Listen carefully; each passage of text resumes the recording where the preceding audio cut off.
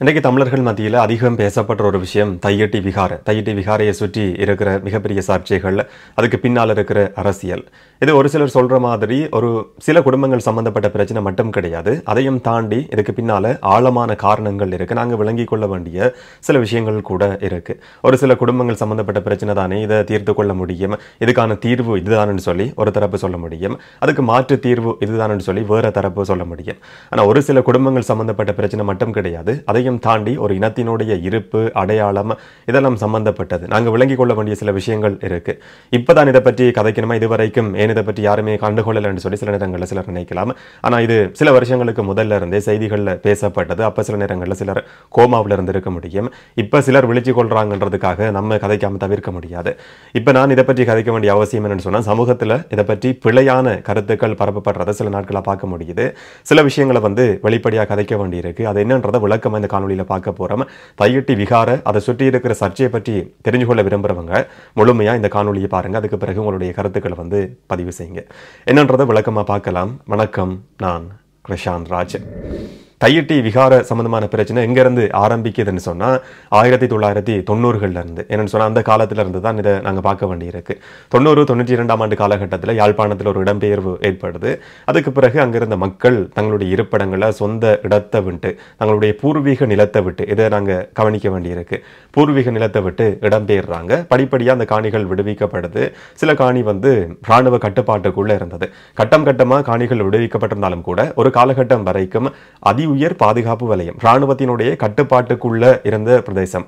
ராணுவ கட்டுப்பாட்டுக்குள்ள இருக்கிற பிரதேசத்துக்குள்ள அரசாதிகாரிகளோ இல்லாட்டி அரசியல்வாதிகளோ அந்த காணிக்குரிய சொந்தக்காரர்களோ போகவும் முடியாது, போறதுக்கான அனுமதியும் கிடைக்காது. போனா என்ன நடக்கும் என்றதும் தெரிஞ்சிருக்கும் எல்லாருக்குமே. அப்படி இருந்த ஒரு காலகட்டத்தில் படிப்படியாக காணிகள் விடுவிக்கப்படுது. 2019-20களில் அரசியல்வாதிகளுக்கும் காணி உரிமையாளர்களுக்கும் ஒரு தகவல் கிடைக்குது. தையட்டியில் தங்களுடைய காணியில ஒரு பௌத்த விகார நிர்மாணிக்கப்படுறதுக்கான அடிக்கல் நாட்டப்பட்டிருக்கிறதுக்கான ஆரம்ப நடவடிக்கைகள் இராணுவத்தால் ஆரம்பிக்கப்பட்டிருக்கு என்ற தகவல் கிடைக்குது. இதுக்கு பிறகு அப்போதைக்கு எடுக்க முடியுமான ஒரு நடவடிக்கை என்று சொன்னால், அரசு அதிகாரிகள் இருக்கிற இடத்துலையும் பாதுகாப்பு தரப்பு கலந்து கொள்ற கூட்டத்திலையும் இதை பற்றி பேச முடியும். தெல்லிப்பள பிரதேச செயலகத்துக்கு கீழே இது இந்த காணி வர்றதால தெல்லிப்பள டிசிசி மீட்டிங்ல இது சம்பந்தமா ஒரு அரசியல் கட்சி, அகில இலங்கை மக்கள் காங்கிரஸ் இல்லாட்டி தமிழ் தேசிய மக்கள் முன்னணி, அவங்கள்ட்ட தான் மக்கள் இந்த பிரச்சனையை முன்வைக்கிறாங்க.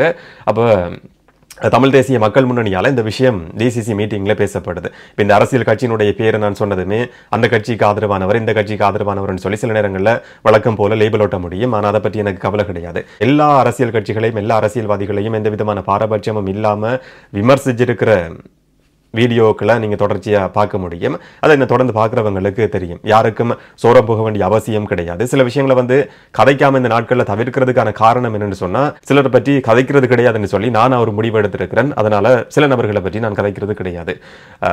இந்த டாபிக்குள்ள திரும்பவும் நாங்கள் வர நேரத்தில் எல்லா அரசு அதிகாரிகளும் அரசியல்வாதிகளும் அந்த சந்தர்ப்பத்தில் ஏற்றுக்கொண்ட ஒரு விஷயம் தான் இது. சட்டவிரோதமான ஒரு செயற்பாடு. பொதுமக்களினுடைய தனியார் காணிக்குள்ள ஒரு விகார நிர்மாணிக்கப்படுறதை ஏற்றுக்கொள்ள முடியாதுன்னு சொல்லி தெல்லிப்பள டிசிசி மீட்டிங்ல முதல்ல ஒரு தீர்மானம் எடுக்கப்பட்டது. இதுக்கு பிறகு மாவட்ட ஒருங்கிணைப்பு குழு கூட்டத்திலையும் இந்த பிரச்சனை கொண்டு போகப்பட்டிருந்தது. அந்த காலகட்டத்தில் மாவட்ட அரசாங்க அதிபர் இருந்தவர் தான் இப்ப கவர்னர் இருக்கிறார். அவருக்கு இந்த பிரச்சனை இதனுடைய ஆழம் என்னன்றது நல்லாவே தெரியும். காணி உரிமையாளர்களுக்கும் அவருக்கும் இடையிலையும் கூட நல்ல தொடர்பு இருக்கு. இதை பற்றி இந்த பிரச்சனை சம்பந்தமான ஒரு நல்ல புரிதல் அவருக்கும் இருக்கு. இந்த பிரச்சனை மாவட்ட அபிவிருத்தி குழு கூட்டத்திலையும் பேசப்பட்ட சந்தர்ப்பத்தில் ஒரு தீர்மானம் எடுக்கப்பட்டது. இது சட்டவிரோதமான செயற்பாடு, இதுக்கு நாங்கள் கடைசி வரைக்கும் அனுமதி கொடுக்க கூடாது என்று சொல்லப்படுது. இப்ப சிலர் சொல்றாங்க, விகார கட்டும் வரைக்கும் நீங்க எங்க இருந்தீங்க, அப்பெல்லாம் கதைக்கல தானே, இப்ப புதுசாக கதைக்க வேண்டிய அவசியம் என்னன்னு சொல்லி சில நேரங்களில் சில விமர்சனங்கள் இருக்கு. ஆனால் இது அதி உயர் பாதுகாப்பு வலயத்துக்குள்ள ராணுவத்தினுடைய கட்டுப்பாட்டுல ராணுவத்தால முன்னெடுக்கப்பட்ட ஒரு கட்டடம் என்றுதான் அதை நாங்கள் சொல்ல வேண்டியிருக்கு. அந்த மாதிரியான செயற்பாடு முன்னெடுக்கப்பட்ட சந்தர்ப்பத்தில் அடிக்கல் நாட்டப்பட்ட நேரத்திலையும் மாவட்ட ஒருங்கிணைப்பு குழு கூட்டத்தில் பேசப்பட்டிருந்தது. அந்த சந்தர்ப்பத்தில் அது செய்திகளையும் வெளிவந்திருந்தது. நான் ஆரம்பத்தில் சொன்ன மாதிரி சிலர் இப்பதான் கோமாவில் இருந்து விழிச்சு கொள்ள முடியும். ஆனால் அந்த காலகட்டத்திலையும் இதை பற்றி பேசப்பட்டிருந்தது. பெருசா யாரும் கண்டுகொள்ளலன்னு சொல்லி நான் நினைக்கிறேன். கோவிட் காலகட்டத்தில் மக்கள் நடமாட்டம் குறைவா இருந்தது. இது ராணுவ கட்டுப்பாட்டு பிரதேசம். விகாரையினுடைய நிர்மாண பணிகள் முற்றுமுழுதாக நிறைவு செய்யப்படுது. அந்த கோபுரம் வெளியில இருந்து பார்க்கிறவங்களுக்கு தெரிஞ்சதுக்கு பிறகுதான் இந்த அளவு மிக பிரம்மாண்டமான ஒரு விகார அந்த இடத்துல நிர்மாணிக்கப்பட்டிருக்கு என்றதே பொதுமக்களுக்கும் அரசியல்வாதிகளுக்கும் தெரிய வருது. ராணுவ கட்டுப்பாட்டுக்குள்ள இருக்கிறதால எதுவும் செய்ய முடியாது. அப்ப அந்த சந்தர்ப்பத்திலிருந்தே ஆரம்பத்திலிருந்தே இதுக்கு எதிர்ப்பு தெரிவிக்கப்பட்டு வந்ததுன்றதை சிலர் விளங்கிக் கொள்ள வேண்டி இருக்கு.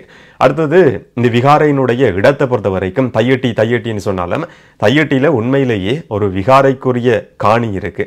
அந்த காணி நாகதீப விகாரையினுடைய ஒரு காணி என்று சொல்லப்படுது. ஒரு யூடியூப் சேனல்ல நான் பார்த்தேன். அந்த விகாரையினுடைய விகாராதிபதி சொல்லப்படுற ஒரு பிக்குவும் அதை பற்றி சில விஷயங்களை சொல்லி இருக்கிறாரு. நீங்க பெரும்பாலும் பார்த்திருப்பீங்கன்னு சொல்லி நான் நினைக்கிறேன். அந்த விகாரைக்குரிய காணியில அவர் அந்த காணியினுடைய உரிமையாளர் நாகதீப விகாரையினுடைய விகாராதிபதி இந்த காணியை நாள தர முடியாதுன்னு சொல்லி அவர் சொல்லி இருக்கிறாரு. அந்த காணியை தர்றதா இருந்தா விகார நிர்மாணிக்கப்பட்டாலும் கூட தனக்கு அதனுடைய உரிமம் கொடுக்கப்படணும், தன்னுடைய பேர்ல அதை எழுதி தரணும்னு சொல்லி அவர் கோரிக்கை விடுத்திருக்கிறாரு.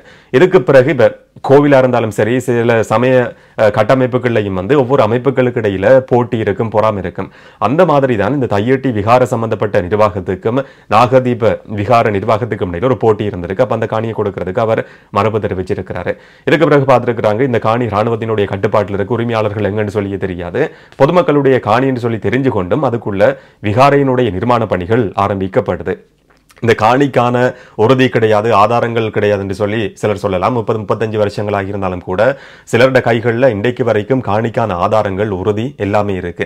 இந்த விகார பொதுமக்களுடைய காணிக்குள்ள நிர்மாணிக்கப்படுது. இப்ப கிட்டத்தட்ட 120 தொடக்கம் 150 பரப்பு என்று சொல்லி சொல்லப்படுது. இது உண்மையான அளவு எனக்கு தெரியாது, அங்க இருக்கிறவர்களுக்கு சில நேரங்களில் தெரிஞ்சிருக்க முடியும். இப்ப 16 பரப்பு ஒரு ஏக்கர்னு சொல்லி எடுத்துக்கொண்டாலும் கிட்டத்தட்ட 10 ஏக்கர்ல அந்த விகாரையை சுற்றி இருக்கிற பிரதேசம் கட்டுப்படுத்த விகார அமைக்கப்பட்டிருக்கின்றது ஒரு சின்ன பிரதேசமா இருக்க முடியும். ஆனா விகார மட்டும் இங்க இருக்கிற பிரச்சனை கிடையாது, அதை சுற்றி இருக்கிற காணியும் அபகரிக்கப்பட்டிருக்கு.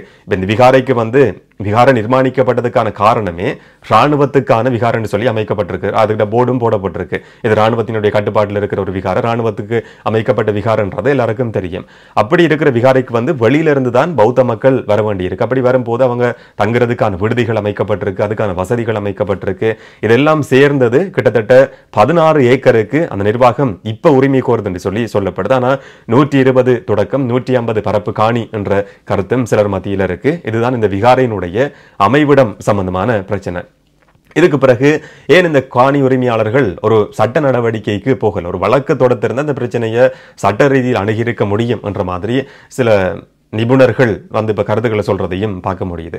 அது காணி உரிமையாளர்கள் எடுக்க வேண்டிய தீர்மானம். சட்ட நடவடிக்கை எடுக்கிறதா இல்லாட்டி சமரசம் செய்து கொள்றதா, பேச்சுவார்த்தை மூலமா தீர்த்து கொள்றதான்றத காணி உரிமையாளர்கள் தான் தீர்மானிக்கணுமே தவிர வேற யாருமே தீர்மானிக்க முடியாது. காணி உரிமையாளர்களோட நிலைப்பாடு என்னன்னு சொன்னா, நான் பார்த்த வரைக்கும் சட்ட ரீதியில இது அணுகும் போது காணி பிணக்கு ஒரு நீதிமன்றத்துக்கு போகுமா இருந்தா அது இழுபறி நடக்கும், நீண்ட காலம் காத்திருக்க வேண்டி இருக்கும், சர்ச்சைக்குரிய பிரதேசம் அடையாளப்படுத்தப்பட வேண்டி இருக்கும், அங்க சில செயற்பாடுகளுக்கு கட்டுப்பாடு விதிக்கப்படும் சொல்லி இந்த சட்ட நடவடிக்கைக்கு போறதுக்கு காணி உரிமையாளர்கள் விரும்பாததும் அதுக்கான ஒரு காரணம். இதை தவிர அரசாங்கத்தினுடைய இந்த கட்டமைப்பு மேலேயும் பொதுமக்களுக்கு சில நேரங்களில் நம்பிக்கை இருந்திருக்காது. அதனால சட்ட நடவடிக்கைக்கு நாங்க போகல என்ற தீர்மானத்துக்கும் அவங்க வந்திருக்க முடியும். உதாரணத்துக்கு இந்த ஒரு இதுக்கு முதலையும் சர்ச்சை நடந்திருந்தது. நீதிபதி டி சரவணராஜா ஒரு உத்தரவு பிறப்பிச்சிருந்தார். ஆதிசிவன் ஐயனார் கோவில் வடுக்குநாரி மலை சம்பந்தமா நீதிபதியால் ஒரு உத்தரவு பிறப்பிக்கப்பட்டிருந்தது. அது சட்டவிரோதமான செயற்பாடு, அங்க எந்த விதமான கட்டடங்களையும் நிர்மாணிக்க கூடாது என்று சொல்லி நீதிமன்றம் உத்தரவு பிறப்பிக்குது. தொல்பொருள் ஆணையாளருக்கும் இந்த உத்தரவு அனுப்பப்படுது. அதுக்கு பிறகும் கூட அந்த நீதிமன்ற கட்டளையையும் உத்தரவையும் மீறி அங்க ஒரு நிர்மாணம் செய்யப்படுது. நீதிபதி டி சரவணராஜா அந்த இடத்துக்கு நேரடியாக போய் பார்க்கிறாரு. சட்டவிரோதமான கட்டடம் அமைக்கப்பட்டிருக்கிறது தெரிய வருது. அதுக்கு பிறகு நீதிபதி சொல்றார், இது சட்டவிரோதமான செயற்பாடு என்று சொல்லி தொல்பொருள் ஆணையாளருக்கும் கூட ஒரு உத்தரவு பிறப்பிக்கப்பட்டிருந்தது. அதுக்கு பிறகு நீதிபதி டி சரவணராஜாவுக்கு என்ன நடந்ததுன்றது சில நேரங்களில் உங்களுக்கு ஞாபகம் இருக்கும். உயிர் அச்சுறுத்தல் விடுக்கப்பட்டிருந்தது, அவர் நாட்டிலிருந்து வெளியேறினார் என்றதெல்லாம் வேற கதை. இந்த மாதிரி சட்ட ரீதியில் அணுகுன ஒரு பிரச்சனை, பௌத்த மதம் சம்பந்தப்பட்ட பிரச்சனைக்கு அந்த மாதிரி நடந்திருக்கிற பின்புலத்தில் சில நேரங்களில் பொதுமக்களுக்கு, காணி உரிமையாளர்களுக்கு இந்த மாதிரி நாங்கள் அணுகக்கூடாது என்ற எண்ணம் ஏற்பட்டிருக்க முடியும். அதனால சட்ட சிக்கலுக்குள்ள போறதுக்கு அந்த பொதுமக்கள் விரும்பல. இதுதான் சட்ட நடவடிக்கை எடுக்கப்படாததுக்கான காரணம். இப்ப தமிழ் தேசிய மக்கள் முன்னணி என்று சொல்லப்படுற ஒரு அமைப்பு தான் இது சம்பந்தமா போராட்டம் நடத்துது, இதை வச்சு அரசியல் செய்யறாங்க என்ற மாதிரியான ஒரு விமர்சனம் இருக்கு. எனக்கு அவங்களுக்கு முட்டுக் கொடுக்க வேண்டிய அவசியம் கிடையாது. சில நேரங்களில் சிலர் விமர்சிக்கிற மாதிரி இது தங்களுடைய தனிப்பட்ட அரசியல் நலனுக்காக, சுயலாப அரசியலுக்காக செய்யப்படுற போராட்டம் சொல்லி நம்ம வச்சுக்கொள்வோம். சுயலாப அரசியலுக்காக என்றாலும் கூட ஒவ்வொரு மாதமும் தொடர்ச்சியா அந்த இடத்துக்கு மக்களோட நின்று ஒரு அமைப்பு போராடுது, அதுவும் ஒரு சில குடும்பங்களுக்காக இனம் சம்பந்தப்பட்ட பிரச்சனைக்காக போராடுதுன்னு சொன்னா அதை விமர்சிக்கிறதுல அது எந்த அளவுக்கு ஆரோக்கியமான ஒரு செயற்பாடுன்னு சொல்லி எனக்கு தெரியல. சுயலாப அரசியல் அதுல இருக்க முடியும், தங்களுக்கு இதன் மூலமா அரசியல் நன்மை கிடைக்கும், பொதுமக்களோட வாக்குகள் கிடைக்கும், இதுல வெற்றி அடைஞ்சா அந்த கட்சிக்கு நன்மதிப்பு கிடைக்கும் என்ற ஒரு நோக்கம், ஒரு சிந்தனை இருந்திருக்க முடியும். அது அரசியல் ரீதியான ஒரு எண்ணம், தீர்மானம் கூட. ஆனா அதுக்காக இதை வச்சு கொண்டு ஒரு கட்சி அரசியல் செய்துன்னு சொல்றது எந்த அளவுக்கு அது விமர்சனத்துக்குரிய விஷயம்ன்றது எனக்கு தெரியல. அந்த மாதிரியான ஒரு விமர்சனம் கூட இருக்கு. சுயலாப அரசியலுக்காக இருந்தாலும் கூட ஒரு அமைப்பு அந்த மக்களுக்காக போராட முன் வர்றதை விமர்சிக்கிறதுல பிரயோசனம் கிடையாது. அது வரவேற்கப்பட வேண்டிய ஒரு விஷயம் என்று சொல்லி நான் பார்க்கிறேன். அடுத்து பௌத்த கோயில்கள், பௌத்த விகாரைகள் தமிழர் பிரதேசங்கள் அமைக்கப்படக்கூடாதா? இப்ப கோவில்கள், இந்து கோவில்கள் எல்லாம் கொழும்புல இருக்குதானே என்ற மாதிரியான ஒரு கருத்தும் சிலர் மத்தியில இருக்கு. இதை நாங்க ஆழமா விளங்கி கொள்ளணும்ன்றதுக்காக தான் இந்த அளவுக்கு இந்த பிரச்சனையை நான் சொல்றேன். என்ன சொன்னா, சமூகத்துல பிழையான கருத்துக்கள் கடைசி வரைக்கும் போய் சேர்றத நாங்க அனுமதிக்க கூடாது. இப்ப கொழும்புல இந்து கோவில்கள் இருக்கு, அதுல எந்த விதமான பிரச்சனையும் கிடையாது. வேற வேற இடங்கள்லயும் கோவில்கள் இருக்கு. அந்த கோவில்கள் அமைக்கப்பட்டதுக்கான காரணம் என்னன்னு சொன்னா, அதை சுற்றி தமிழ் குடும்பங்கள் வாழ்ந்திருக்கும், இந்து குடும்பங்கள் வாழ்ந்திருக்கும். அவங்க போறதுக்கான ஒரு தேவை அவங்களுக்கு ஏற்பட்டிருக்கும், ஒரு கோவில் அமைக்கப்பட்டிருக்கும். அந்த கோவில்கள் யாருடைய காணியும் அபகரிக்கப்பட்டு அமைக்கப்பட்ட கோவில்கள் கிடையாது. திட்டமிட்டு இனப்பரம்பல சிதைக்கிறதுக்காக அமைக்கப்பட்ட கோவில்கள்னு சொல்லி எந்த ஒரு இடத்துலையும் குற்றச்சாட்டு, விமர்சனம் வந்தது கிடையாது. ஆனா வடபகுதியில, கிழக்கு மாகாணத்துல நடக்கிறதுன்றது அது கிடையாது. இதை எல்லாருக்குமே தெரியும், நீண்ட காலமா பேசப்படுற விஷயம். இப்ப எங்களுக்குள்ள இருக்கிற ஒரு சில தமிழர்கள் கூட இதை திசை திருப்புறதுக்கு முயற்சி எடுக்கிறதுக்கான காரணம் என்னன்னு சொல்லி எனக்கு விளங்கல. ஒரு இனப்பரம்பல திட்டமிட்டு சிதைக்கிறதுக்கான நோக்கத்தின் அடிப்படையில் தான் சில இடங்கள்ல பௌத்த விகாரைகள் அமைக்கப்படுது. இன்னைக்கு இது சம்பந்தமா ஒருத்தரோட கதைச்சு கொண்டிருக்கிற நேரத்தில் அவர் சொன்னார், கிளிநொச்சி கரடிப்போக்கு சந்தியில ஒரு விகாரம் இருந்தது, சின்ன விகாரம் இருந்தது, யுத்த காலத்திலையும் இருந்தது. அந்த விகார யாராலையும் கூட அழிக்கப்படல, அது சேதமாக்கப்படவும் இல்லை. விகாரம் இருக்கு, அதுல எந்த விதமான பிரச்சனையும் கிடையாதுன்னு சொல்லி அது அந்த காலகட்டத்தில் அப்படியே பாதுகாக்கப்பட்ட ஒரு இடமா இருந்திருக்கு. விகாரைகள் அமைக்கப்படுறதுல எந்த விதமான பிரச்சனையும் கிடையாது. இப்ப காணி உரிமையாளர்கள் சொல்றாங்க, இந்த விகாரைக்குரிய காணி பக்கத்துல இருக்கு, அந்த காணியில விகாரை அமைச்சிருக்க முடியும், நாங்க முன்னுக்கு எங்களுடைய வீடுகள்ல வாழ்வோம், எங்களுக்கு பிரித்து கேட்டுக்கொண்டிருக்கிறதுல எந்த விதமான பிரச்சனையும் கிடையாதுன்னு சொல்லி இப்ப இருக்கிற காணி உரிமையாளர்கள் கூட சொல்லியிருக்கிறாங்க. அப்ப இந்த இடத்துல பௌத்த விகாரம் நிர்மாணிக்கப்பட்டது இல்ல பிரச்சனை, பொதுமக்களினுடைய தனியார் காணியில பௌத்த விகாரம் நிர்மாணிக்கப்பட்டிருக்கு. ஒரு இனப்பரம்பல் இல்லாத, சிங்கள மக்கள் வாழாத ஒரு பிரதேசத்துக்குள்ள திட்டமிட்டு அந்த இனப்பரம்பலை சிதைக்கிறதுக்காக ஒரு விகாரம் அமைக்கப்பட்டிருக்கு. ராணுவம் இதுக்காக பயன்படுத்தப்பட்டிருக்கு. ராணுவத்தால அங்க நடத்தப்படுற ரெஸ்டாரண்ட் இருக்கு. பொதுமக்களோட காணிகள் இன்றைக்கு வரைக்கும் விடுவிக்கப்படாம தோட்டம் செய்யற ராணுவத்தை வெளியில இருந்து ரோட்ல ஒரு காணி உரிமையாளர் பாப்பாரா இருந்தா இந்த சம்பவம் இந்த மாதிரி எதிராக விமர்சனம் செய்யறவர்களுக்கு நடக்குமா இருந்தா இந்த மாதிரியான கருத்துக்களை சொல்வாங்களான்னு சொல்லி எனக்கு விளங்கவே இல்லை. இப்ப அவங்களுக்கு மாற்று காணி கொடுக்க முடியும், வேறு திட்டங்களை செய்ய முடியும்னு சொல்லி சில யோசனைகள் முன்வைக்கப்படுது. ஆனா அந்த தீர்மானத்தை எடுக்க வேண்டியது பாதிக்கப்பட்ட ஒரு நபர், காணி உரிமையாளர் தான் அந்த தீர்மானத்தை எடுக்கணுமே தவிர வேற யாரும் அந்த தீர்மானத்தை சொல்ல முடியாது, நிர்பந்திக்க முடியாது. ஏன்னு சொன்னா இது பரம்பரையா வாழ்ந்த பிரதேசம்ன்றது ஒரு பக்கம். அடுத்தது இது ஒரு பெருமதி மிக்க காணி. ஒரு பக்கம் பார்க்குற நேரத்தில் முன்ன சீமந்து தொழிற்சாலை பக்கத்துல இருந்திருக்கு, இந்த பக்கம் விமான நிலையம் இருந்திருக்கு, மற்ற பக்கம் துறைமுகம் இருந்திருக்கு. பக்கத்துல எல்லாம் இருக்கிற நேரத்தில் அந்த காணியோட பெருமதின்றது அதிகமானது. இதையும் தவிர பரம்பரை காணியை யாரும் விற்பனை செய்யறதுக்கு கொடுக்க போறதும் கிடையாது. மாற்று காணின்றதும் அந்த பிரதேசத்தை பொறுத்த வரைக்கும் சாத்தியமில்லாத ஒரு விஷயம். அந்த இடத்துல மாற்று காணியே கிடையாது கொடுக்கறதுக்கு. அப்படி கொடுக்கறதா இருந்தா இன்னும் ஒரு இடத்துல, எங்கேயோ ஒரு இடத்துல தான் மாற்று காணி கொடுக்க வேண்டி இருக்கும். எங்களுக்கு பணமோ மாற்று காணியோ தேவை கிடையாது. எங்களுக்கு தேவையெல்லாம் எங்களுடைய மூதாதையர்கள் வாழ்ந்த ஒரு காணி, எங்களுக்கு உணர்வு பூர்வமா தொடர்பு இருக்கிற காணியை யாரும் அபகரிக்கிறதுக்கு நாங்க விட்டு கொடுக்க மாட்டோம்னு சொல்லி அந்த குடும்பங்கள் சொல்றதுல ஒரு நியாயம் இருக்கு. சரி, இப்ப இதுக்கான தீர்வு என்ன? சிலர் அளவாங்கட போய் நாங்க இடிப்போமா என்ற மாதிரி இதை ஜோக்கா ஒரு கருத்தை சொல்றதை பார்க்க முடியுது. அளவாங்கோட போய் இடிக்கிறதுல இங்க இருக்கிற பிரச்சனை. இது நடக்குதோ இல்லையோ எங்களுடைய எதிர்ப்பை காட்ட வேண்டியது எங்களுடைய தார்மீக கடமை, எங்களுடைய ஒரு பொறுப்பு. அது சிவில் சமூகமா இருக்க முடியும், அரசியல்வாதிகளா இருக்க முடியும். இடிக்கப்படுது, சட்டவிரோத கட்டடம்னு சொல்லி இது அகற்றப்படுது, அதுக்கான தீர்மானம் எடுக்கப்படுதா இல்லையான்றதெல்லாம் இரண்டாம் பட்சம். ஆனால் எங்களுடைய எதிர்ப்பை காட்ட வேண்டியது கட்டாயமானது. இல்லாட்டி குருந்தூர் மலையில் நடந்திருக்கிறது வேற எங்கேயாவது நடக்க முடியும். இப்போ இன்றைக்கு தையட்டியில் நடந்திருக்கிறது இன்னும் ஒரு இடத்தில் நடந்திருக்க முடியும். விகார அமைச்சிருக்கிறோம் தானே, இனி விகார என்றதுக்காக அதை அகற்ற முடியாது என்ற மாதிரியான ஒரு வியாக்கியானம் சிலரால் கொடுக்கப்படலாம். சரி, விகாரையை அகற்ற முடியாதுன்னு சொல்லியே வச்சுக்கொள்வோம். ஒரு சமயத்தோட சம்பந்தப்பட்டது, சமயத்துக்கு எல்லாரும் மதிப்பு கொடுக்குறாங்க, அதுல எந்த விதமான பிரச்சனையும் கிடையாது. எல்லாருக்குமே எல்லா மதமும் சம்மதம் தான், அதுல எந்த விதமான பிரச்சனையும் கிடையாது. ஆனா ஒரு விகாரம் அமைக்கப்படுதுன்னு சொன்னா அந்த விகாரையை மட்டும் வச்சுக்கொண்டு அதை சுற்றி இருக்கிற மற்ற கட்டடங்களை எல்லாம் இடிக்கிறதுல எந்த விதமான சிக்கலும் ஏற்பட போறது கிடையாது. அந்த விகாரையும் உண்மையில பார்த்தா அது ஒரு சட்டவிரோதமான கட்டடம். என்னுடைய காணியில ஒரு சட்டவிரோதமான கட்டடம் அமைக்கப்படமா இருந்தா அது எந்த கட்டடமா வேணுமா என்றாலும் இருக்க முடியும்.